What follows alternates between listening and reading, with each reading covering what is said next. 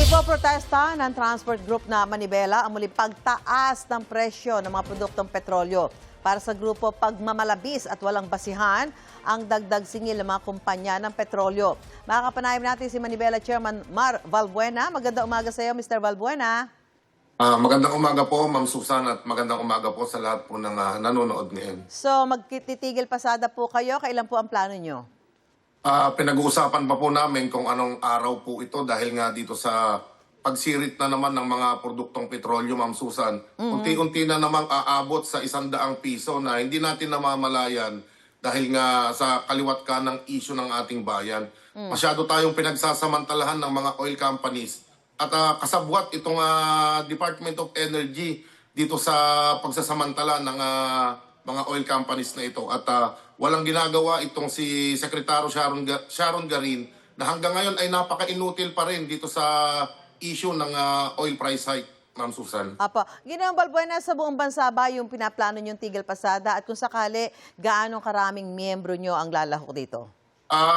Tinataya po na hindi bababa sa 100,000 po ito nationwide, Ma'am Susan, dahil ramdam na ramdam po talaga yung taas presyo ng mga produktong petrolyo. Inunti-unti tayo Ma'am Susan, na pinahihirapan itong mga oil companies. At alam naman natin na kahit papaano, may malaki pa rin deposito na kumbaga stock itong mga oil companies. At dito lamang tayo sa Southeast Asia kumukuha ng mga produktong petrolyo. Bakit ganito kaagad ang itinaas nito?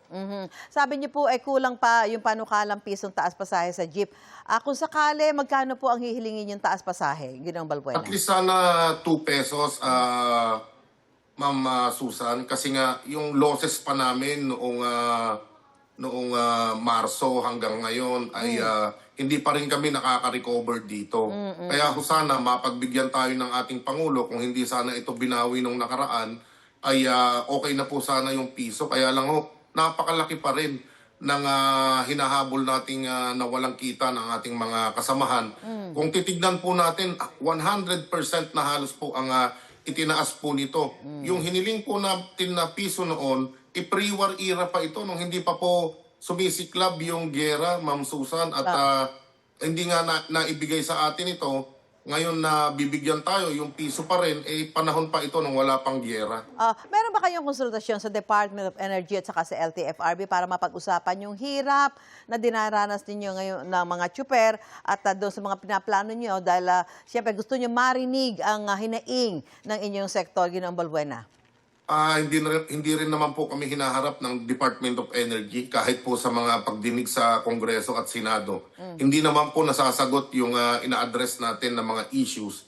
Sa LTFRB po ngayong linggo ay bukas ay meron kaming pag-uusap ng ating chairman at ang board na tungkol dito sa fair hike po. Bukod doon sa pagpapababa sa presyo ng petrolyo at taas pasahe, ano pa yung panawagan nyo sa gobyerno, Ginoong Valbuena? Sana po itong oil deregulation law na nasimulan na sa Senado ay maribisa na ito kung hindi man po maibabasura. At sa ating pong mahal na Pangulo, sana maaprubahan itong 2 pesos na hinihingi po natin na fair hike. Dahil nga po malaki yung hinahabol nating losses at tataas na naman bukas. Mahigit 10 piso po ang itataas bukas. At gusto nating humingi ng paliwanag patungkol dito sa oil price hike bukas na bakit ganito po kalaki. Okay, maraming salamat, Manibela Chairman Mar Valbuena, at magandang umaga sa iyo.